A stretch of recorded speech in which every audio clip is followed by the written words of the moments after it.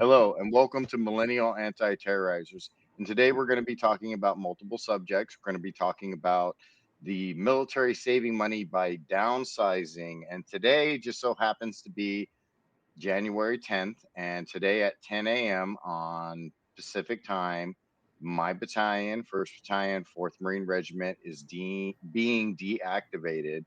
And because of that, we're going to be talking about downsizing and saving money in the military. So today, my first question is, Beth or Brody or Alex, if anybody can answer this, have your units been deactivated? Anybody's units been deactivated that they know of? Brody, what unit was deactivated that you can remember? Yeah, for me, it was 1-1 Cav. We're part of 1st Armored Division.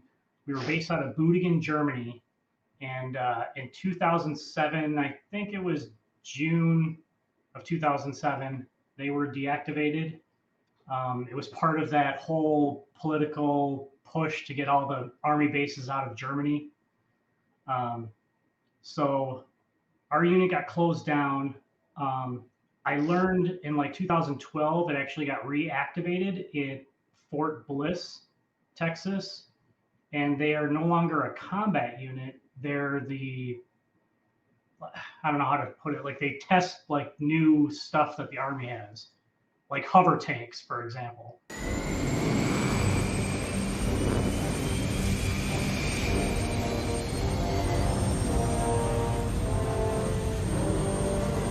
Water and rough terrain can stop an ordinary M1 or APC, but the hover tank can literally rise above these obstacles.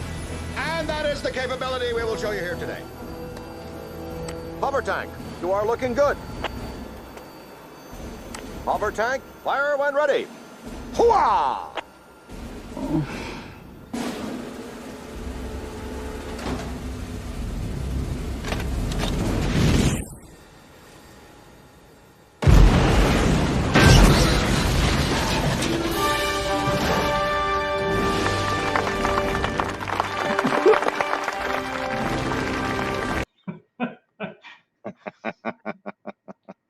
Yeah, okay, so they're playing with prototypes and everything like that. Okay. Yeah.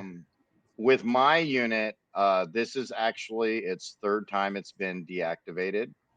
The first time was at the famous Battle of Corregidor, where my battalion sustained massive casualties. And a 2-star general that took over after Douglas MacArthur, aka Dugout Doug, he decided, I think it's Wainwright or something like that, he decided to surrender Corregidor to the Japanese. And it wasn't until the Japanese put the tanks on the island that our regiment was having massive issues and taking heavy casualties. So before the Japanese took over, our battalion sergeant major and battalion commander burnt the regimental colors and disbanded the regiment, making sure that still to this day that no Marine regiment has lost its colors to the enemy. After that, we were reactivated in 1944 with Carlson's Raiders. And the Carlson Raiders, the 1st Raider Battalion, was redesignated the 4th Marine Regiment. And the 4th Marine Regiment then fought on Guam and Okinawa. It was then once again deactivated after working and reconstructions in northern China in 1947. After 1947 of being deactivated for the first time disbanding the regiment, or I'm sorry, the second time disbanding the regiment was reactivated in 1952. In 1952, it did not see combat in Korea, but what it did do is it served in Japan, and then it worked its way back to Camp Pendleton in 1950. No, Yakuza, or no, what is it called? It's called Kaneono Bay. And then at Kaneono Bay, it served until Vietnam. And then it served 3 or 4 deployments in Vietnam. And then in 1969, I want to say, it was redeployed back to the Philippines. And it actually served in 1975. It rescued, there was a ship that was captured, and they went over there and they rescued it. And this was one of the last actions in the Vietnam War when this I want to say it was a merchant marine ship. It wasn't a man of war vessel. It was a merchant marine unit. And then after that, we moved over to 29 Palms. We stayed in 29 Palms. During Desert Storm, they stayed on ships off coast to make sure that Saddam Hussein knew that his coastline was not protected from amphibious assault. So he made sure he used troops on the eastern border of his perimeter, which would be the Persian Gulf on Kuwait there in Iraq. Then in 1990s, it moved to Horno, where I was stationed at.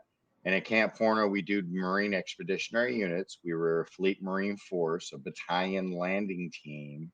And at this time, we did Muse all the way up until Iraq. And I talked about the 13th Marine Expeditionary Unit being on standby for Operation Anaconda. We also went into Operation Iraqi Freedom. And when we went into Iraqi Freedom in 2003, we did several deployments into Iraq, including the Battle of Najaf. Most people remember the Battle of Fallujah, but they don't remember the Battle of Najaf, which was a smaller version and a very heavy casualty rate. I believe we lost 9 to 12 Marines in that engagement. Anyways, to cut it all short, my battalion was actually the last infantry battalion to leave Iraq when we did the withdrawal from Iraq in 2010, 2011.